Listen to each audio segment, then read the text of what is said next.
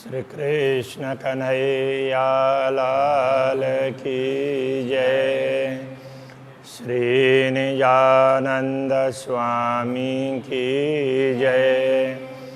श्री प्राणनाथ प्यारे की जय। महामत कहे बोलू कमे अरश मसाला ले दरगाही रूहन को सुख असल देने के सुख असल देने के। श्री कृष्ण कन्हैया लाल की। 12वें प्रकरण में श्री राज्य के स्कंद प्रदेश, कंठ, मुखारविंद, भुजाएं, इन सब का वर्णन किया है। आरंभ में कुछ चौपाइयाँ मंगलाचरण की है, तो उसके बाद में विस्तृत वर्णन किया है। मुख मेरे महबूब का रंगाती उज्जवल गुलाल। कहते हैं मेरे महबूब प्रियतम परमात्मा का मुखारविंद उज्ज्वल और गुलाबी रंग का है। गुलाबी रंग में भी उज्ज्वल प्रकार का इस प्रकार का इस रंग का मुखारविंद है। क्यों कहूँ सलू की नाजुकी, उसके सलू की सुंदरता और नाजुकी कोमलता, उसके विषय में क्या वर्णन करें।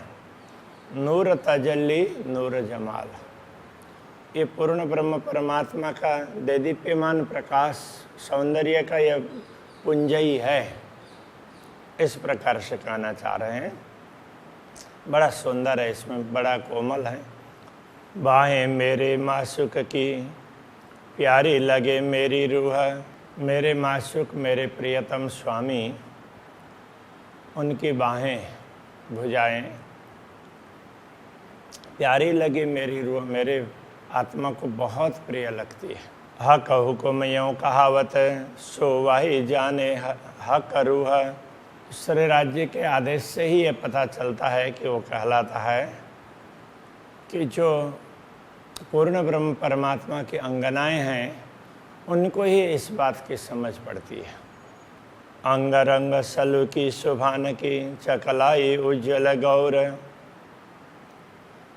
पूर्ण ब्रह्म परमात्मा के अंगों की सुंदरता, उनका रंग, वो चकलाई वो भी सुंदरता के लिए ही है।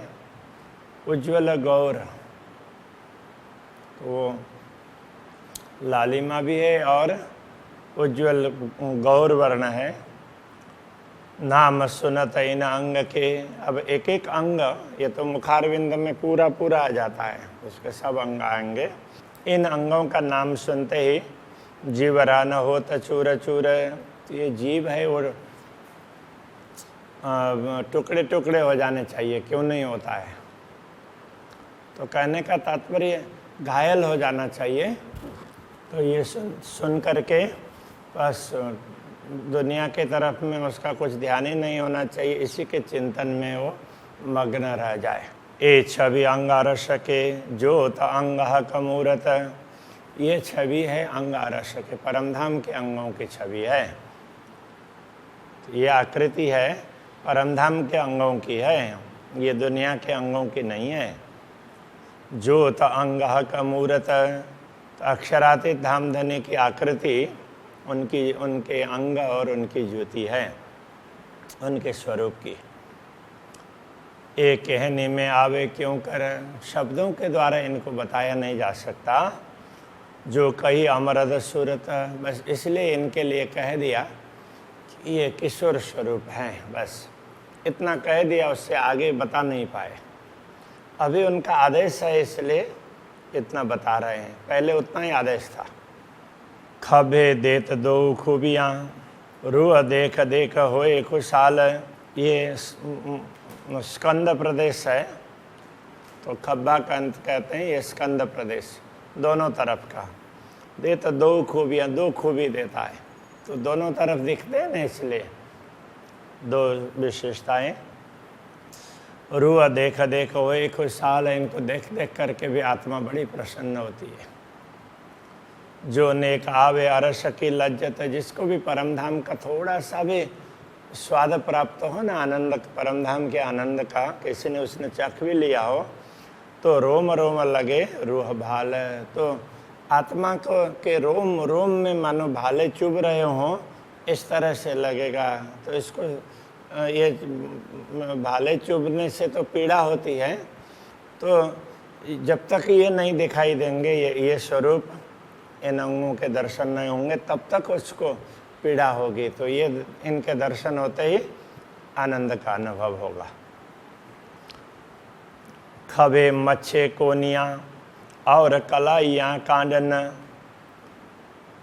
तो खबे ये स्कंद प्रदेश, उसके बाद में ये पूरे भुजा, तो इनको वो उसमें बोलते हैं।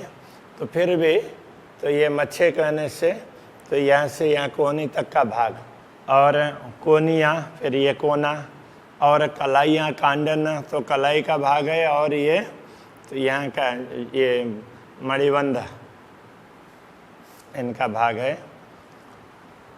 पहुँचे हथेली अंगूरी, पहुँचा करपृष्ठ, और हथेली करतल, और अंगुलियाँ नूर क्यों कहूँ नखन, और नख, इन सब की शोभा, इनसे निकलने वाला प्रकाश, इसकी क्या बात करें। प्रकाश के माध्यम से पता चलता है कि ये नख हैं, ये अंगुलियां हैं, तो ये हथेली के तरफ का भाग है, ये पीछे का भाग है। तो वो प्रकाश से, प्रकाश के कारण ही स्वयं प्रकाश, उसमें से प्रकाश निकलता है, तो उसमें से दिखाई देता है। जैसे दुनिया में तो क्या है कि कोई भी वस्तुएं जड़ है, प्रकाश फेंकने पर उसमें दिखाई देता है। तो परमधाम में सर्वत्र प्रकाश है, तो उनमें प्रकाश निकलता है, उसमें से पता चलता है। ज्योत नखन की क्यों कहूँ अवकाश रयो भराए, और ये नख से निकलने वाली ज्योति है, उसकी क्या बात करें, इनसे तो पूरा आकाश भर जाता है इनके प्रकाश से। तो तामे ज्योत नखन की नहरें चलियाँ जाए, मानो पूरा आकाश से वो प्रकाश से भरा हुआ है।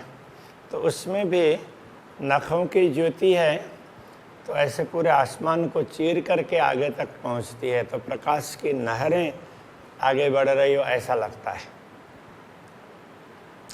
ज्यों ज्यों हाथ की अंगुली होता है चलवन, जैसे हाथ की अंगुलियों का चलाना हलन चलन होगा, त्यों त्यों नख ज्योत आकाश में नहरें चीर चली रोशन। तो जैसे जैसे चलाते हैं उस प्रकार से वहाँ से नहरें निकल रही हो प्रकाश की, और पूरे आसमान को चीर करके जा रही हो ऐसा लगता है। इसलिए वो स्वरूप सुंदर, इस प्रकरण में भी कहा था, नख का नूर चीर चढ़ियो आसमान में, ज्यों हक चलवन करे सब अंगूरी। उसी की स्पष्टता यहाँ और ज़्यादा कर दी। वो नहर की तरह से लगता है। एक अंग जो निरखिए तो निकस जाए उम्र। दूसरे राज्य के अंग इतने सुंदर हैं कि एक एक अंग को देखने लग जाते हैं ना, तो देखते ही रह जाएं ऐसा लगता है। पूरी आयु, पूरा जीवन ही उसमें चला जाए ऐसा होता है। उसी में इतनी मस्ती आती है, इतना आनंद आता है, वो देखते ही रहें ऐसा होता है। एक अंग वर्णन ना हो वही, इसलिए एक अंग का भी वर्णन नहीं हो सकता, तो होए स्वरूप वर्णन क्यों कर। तो जब एक ही अंग का वर्णन नहीं हो सकता तो पूरे स्वरूप का वर्णन कैसे हो सकेगा। इसलिए शास्त्रों में इतनी स्पष्टता नहीं हुई है। इसका कारण यही है कि वो शब्द वर्णन हो ही नहीं सकता, शब्द बहुत सीमित हैं। इसलिए हाँ है, परमात्मा है, वो युवा हैं, किशोर स्वरूप हैं, अलग अलग स्थानों में अलग अलग तरीके से समझाया। सच्चिदानंद स्वरूप है ऐसा बोल दिया, किंतु एक एक अंगों का वर्णन नहीं हुआ। अति गौर हस्तकमल, अति नरम, अति सलूक। अब हस्तकमल की बात करेंगे तो इनमें गौरपन है, उज्ज्वलता है, और अत्यंत नरम है, कोमल बड़े ही कोमल। अब दुनिया में तो कोमलता अंगों में देखेंगे तो बच्चों के लगते हैं, तो उससे भी ज़्यादा कोमल। वो तो एक उदाहरण के लिए बहुत ज़्यादा कोमल, और सलूक उसमें सुंदरता भी बहुत ज़्यादा है।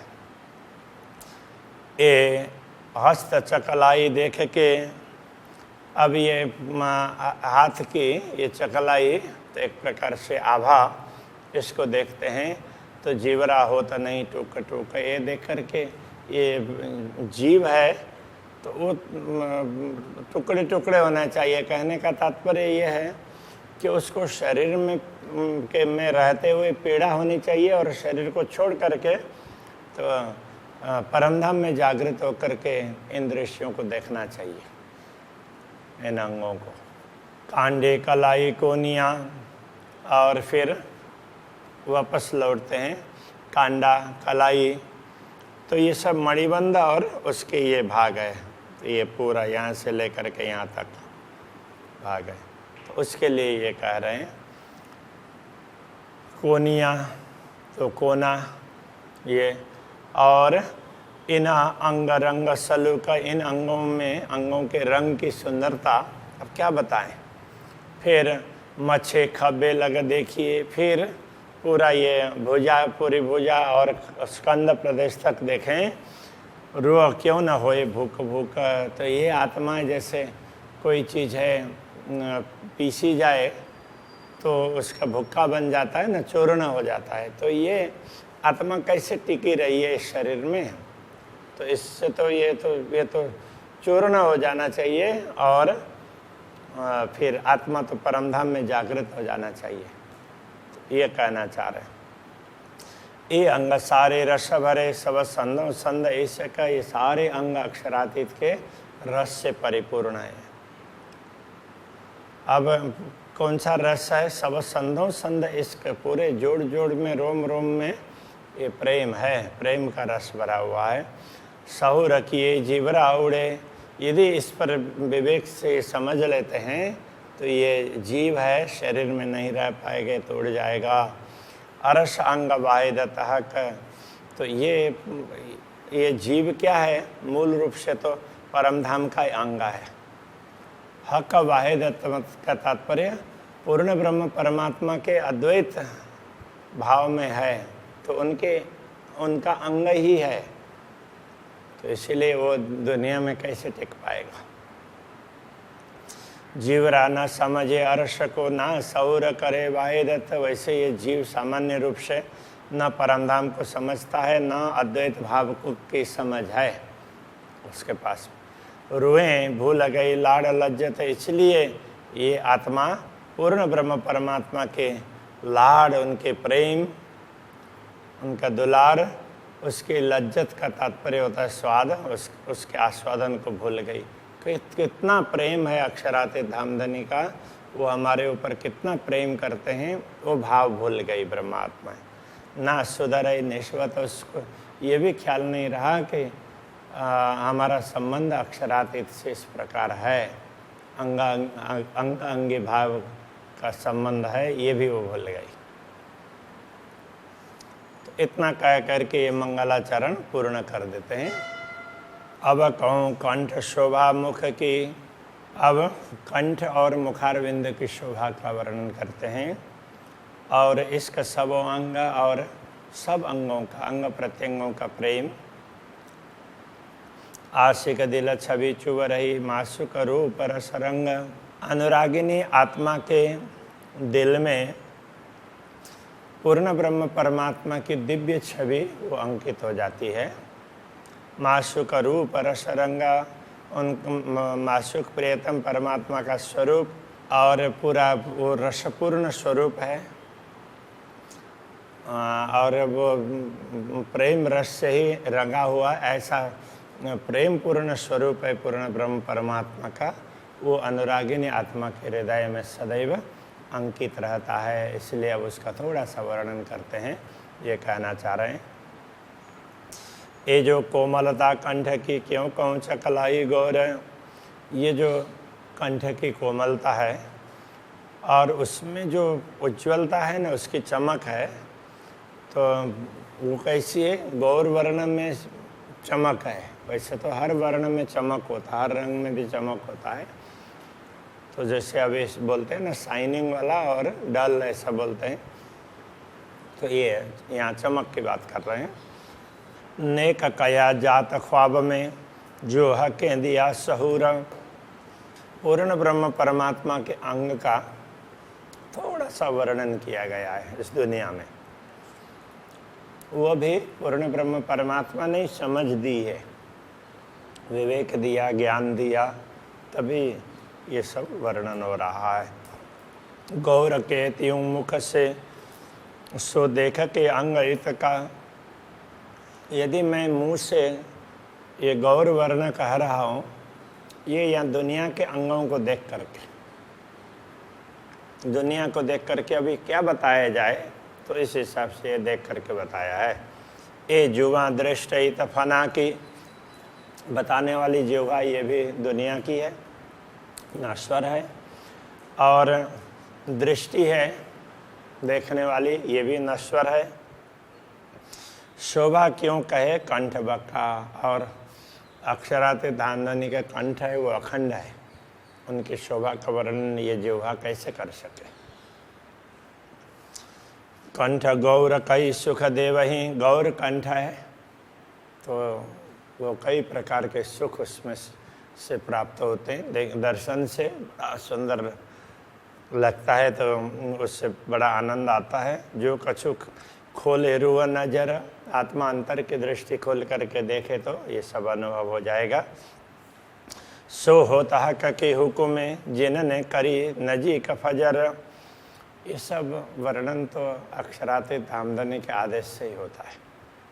तो उसने क्या किया है, तो ये ब्रह्म ज्ञान के प्रभात को निकट ला दिया। ब्रह्म ज्ञान का प्रभात हो गया, इसलिए ये सब वर्णन हो रहा है। ए जो लज्जत लाड़ की सो भी हुई हाथ ईजन। जो लाड़ लज्जत की बात करते हैं, अक्षराते धामधनी कितना प्यार करते हैं ब्रह्मात्माओं को, तो उसके आस्वादन की बात करते हैं, तो वो वर्णन भी अक्षरातीत के आदेश के अधीन है। वो चाहते हैं तब हो रहा है, बाकी हमारे बलबूते में से ये होने वाला नहीं है। जिन निश्वतें बेशक कही ताए क्यों न आवे लज्जत तन। जिनका निश्वत संबंध निश्चित रूप से बताया कि ये ब्रह्मात्माओं का संबंध अक्षरातीत के साथ में है, ये निश्चित रूप से बता दिया, तो ब्रह्मात्मा के द्वारा वर्णन क्यों नहीं हो सकता, उसको ये स्वाद क्यों नहीं मिलेगा। वो तो अनुभव करेगी और वर्णन करेगी। ना तो बेशक जब निश्वत तब रूह क्यों करे फरामोश। अन्यथा जब अक्षरातीत की अंगना है, ऐसा संबंध है, तो उसको ये फरामोशी भूल होने की आवश्यकता ही नहीं है। वो विस्मृति की, उसको तो विस्मृति होनी नहीं चाहिए। किंतु ये देह जो सुपन की छिन में उड़ावे हक जोश। तो अब ये तो स्वप्न का देह है, अक्षरातीत धामधनी ने किसी विशेष उद्देश्य के लिए दिया है। तो वो जैसे ही हम जागृत हो जाएंगे, हमें पता चलने लग जाएगा, तो किसी भी समय उसको उड़ा देंगे। वो जब चाहेंगे वो उड़ा देंगे और धाम में जागृत करेंगे। तो श्री राज्य का जोश ही अक्षरातीत धामधनी का जोश है, वो इस शरीर को क्षण मात्र में उड़ा सकता है। ये जो देखो सहूर करके भई आड़ी हक आमर। जरा सहूर करके देखो, विवेक से चिंतन करके मनन करके जरा सा देख लो। भई आड़ी हक आमर, हक के आमर तो श्री राज्य का आदेश,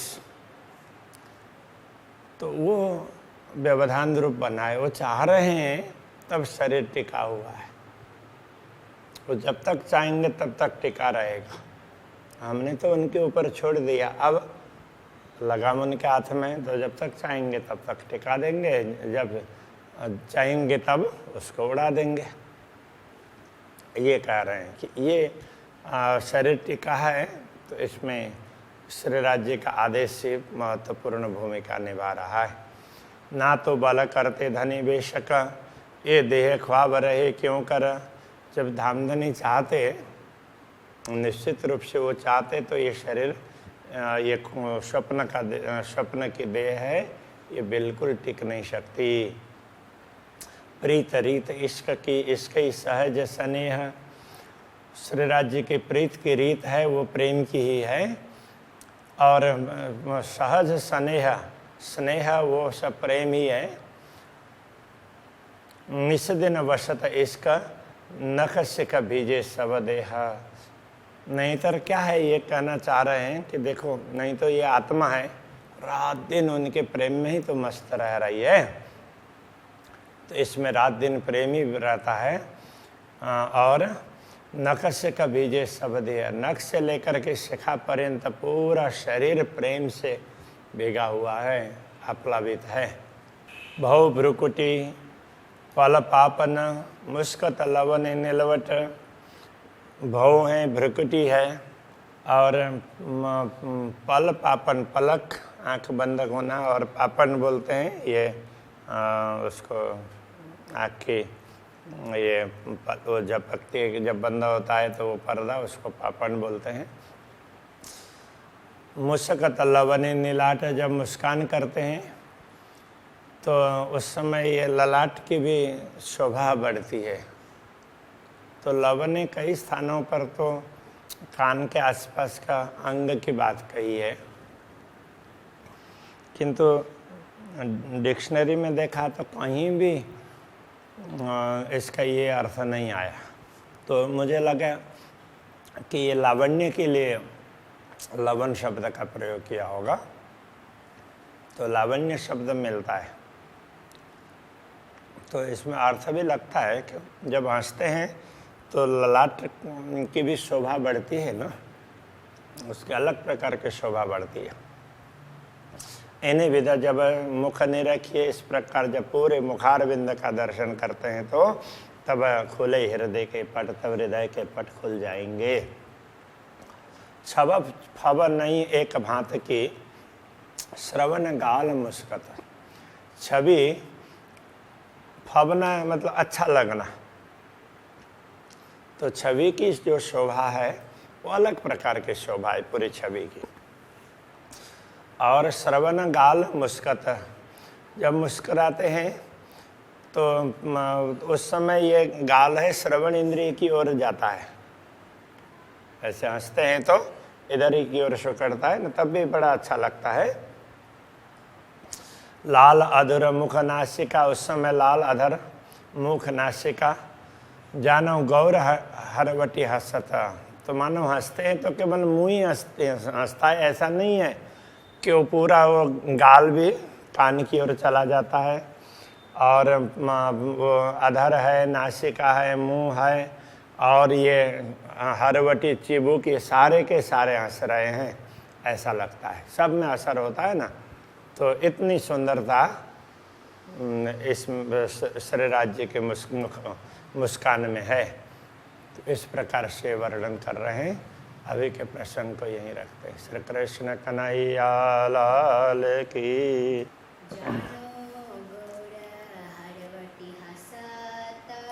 जानो गौर हरवटी हंसत,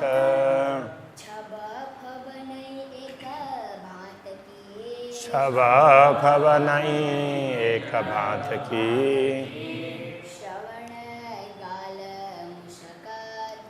श्रवण गाल मुस्कत।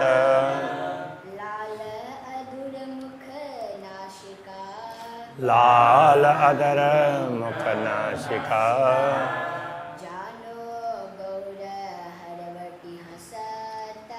जानो गौर हरवटी हंसत,